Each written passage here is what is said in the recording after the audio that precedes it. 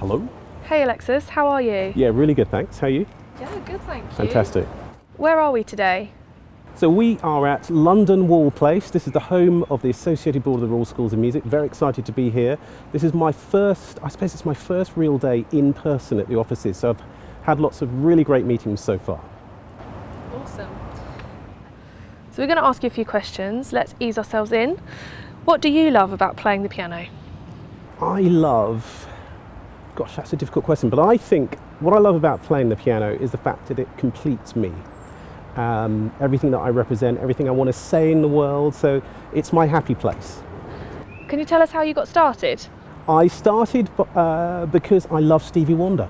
That was basically how I started. My dad used to play loads of Stevie Wonder, loads of Sam Cooke, loads of Aretha Franklin, and I started playing by practicing on the kitchen table. We didn't have a piano, I was about 4 years old, so that's how I got going. If you could give your younger self musical advice, what would it be? Listen to loads of music of all different kinds. Explore your parents' record collection, go on to different playlists, listen to the radio, go to concerts with your parents if you can. Just listen to all types of music. Be free, be adventurous, be brave. What's the best advice a teacher has given you? So the best advice a teacher has given me, I'd have to reference one of my old teachers, Pamela Giacarello from the Royal Academy of Music.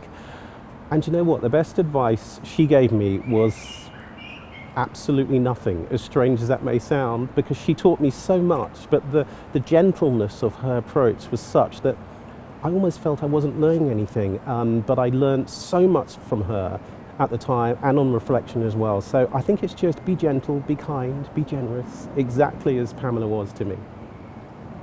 What's the one piece of advice for budding musicians that you would give?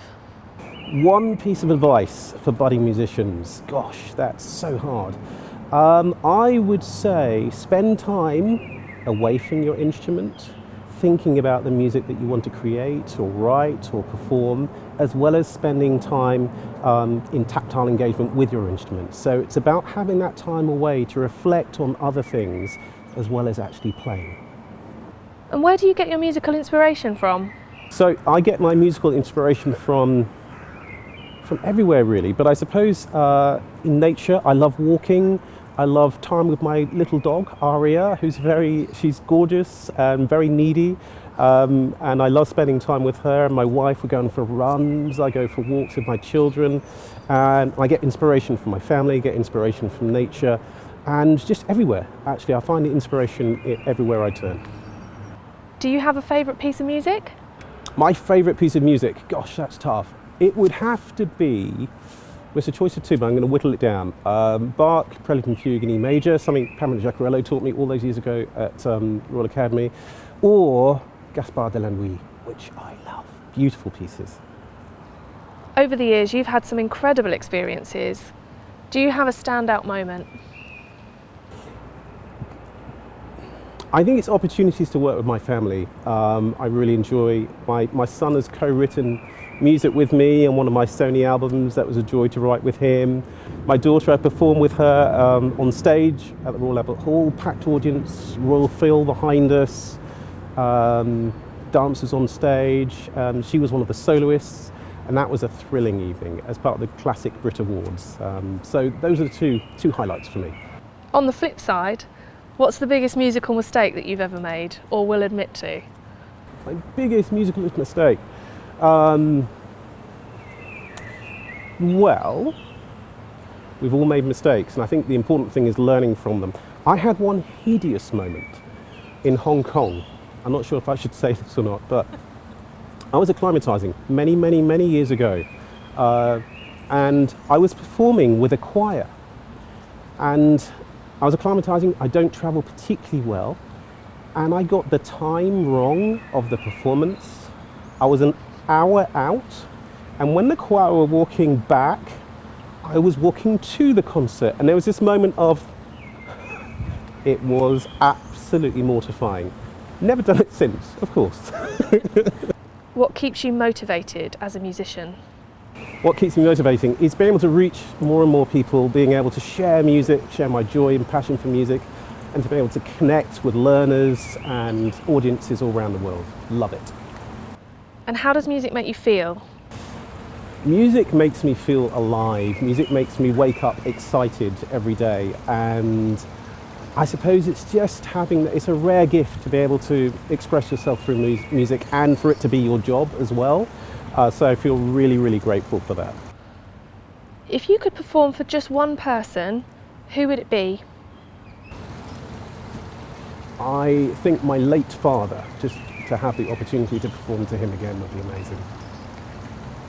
Do you have a dream concert venue? I love the concert halls in Japan. They are huge, the audiences are incredible, they love music over there, are so generous, so kind, and the spaces we have inspirational venues all around the world, but Japan, so separate and distinct, I love performing over there. What are your musical strengths? My musical strengths, I'd probably leave that for others to say.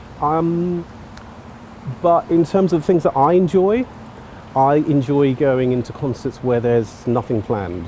No music, there's no agenda, and I'm riffing off whatever somebody's doing in the audience, either improvising on their name or improvising on the newspaper headlines for that particular day. And also love creating spontaneously with an audience on stage. That kind of thing I love doing, derived from my days listening to Stevie Wonder and just kind of adventure of music, having fun, playfulness and that kind of thing. So that's what I love doing. I'll leave it for others to say whether that's a strength of mine or not. And what do you love most about performance? It's interesting, I was talking to some young people the other day about performing, and they were hopping on stage and hopping off, and we were just talking about performance in general, how we feel about it. And it was a really invigorating session, actually. I felt really grateful to have a moment with them. I think I love performance because I love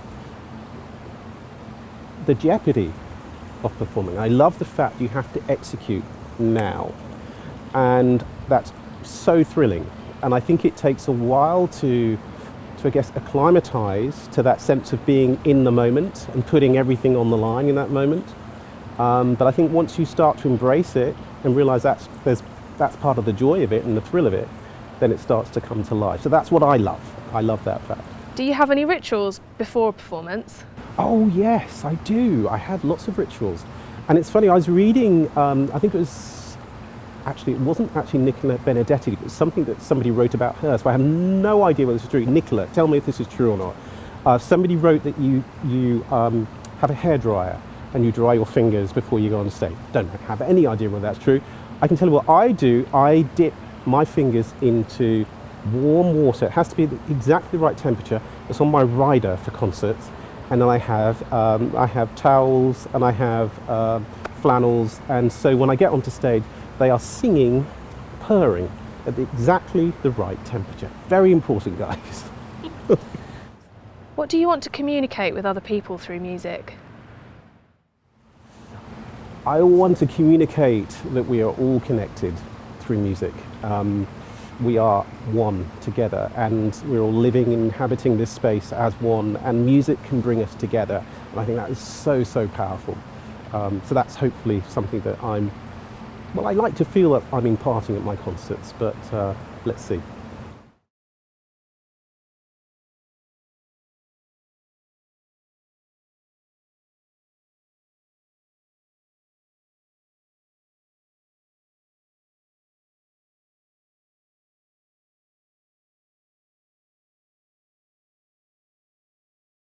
What does progress in music mean to you?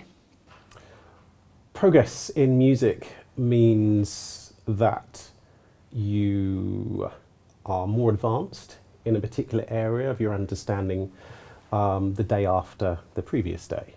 So my dad always used to say that to me, he said, Alexis, I want you to practice X amount today, and then tomorrow I'll give you the day off, or you can practice for less time. And of course, tomorrow came, and I always had to practice exactly the same amount. I never learnt my lesson, of course, but I just think the idea of being better on a particular day than you were the previous day is a way to view however you quantify or qualify being better.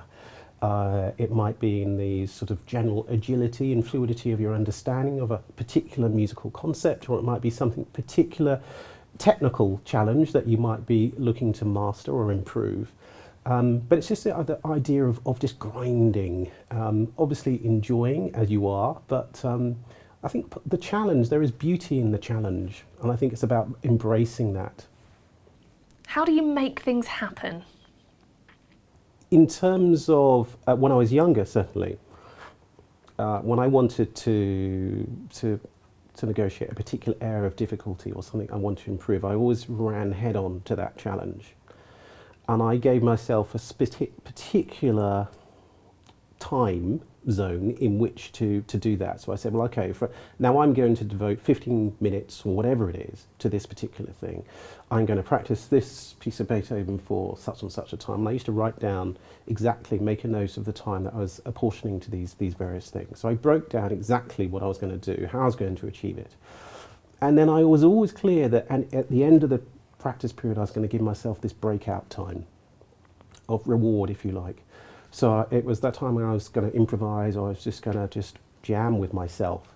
And that was really important. I think it's as important as having those really disciplined periods. So that's how I made things happen for myself in a practical sense. I ran head on to the challenge, and I didn't indulge in playing the things that I already knew. I wanted to progress the areas that I found particularly difficult.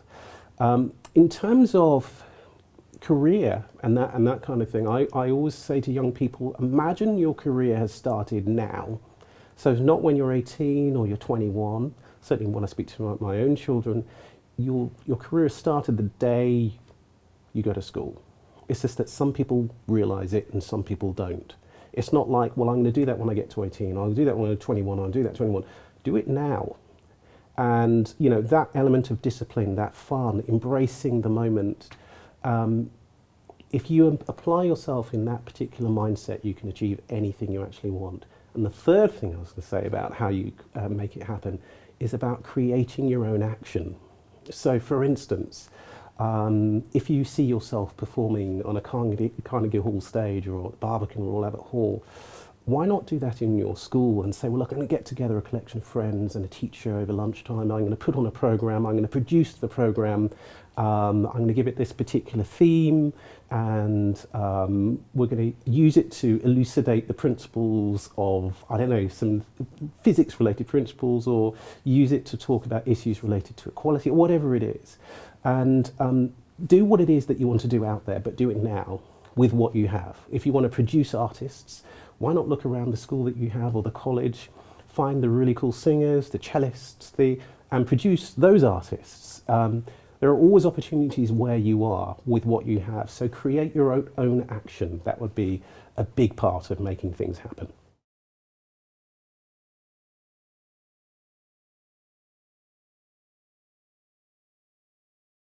And finally, what's next on your musical journey? So next on my musical journey, well, there's a whole host of things actually. In the broadcasting space, so radio, TV, things that you'll hopefully see or hear in the near future.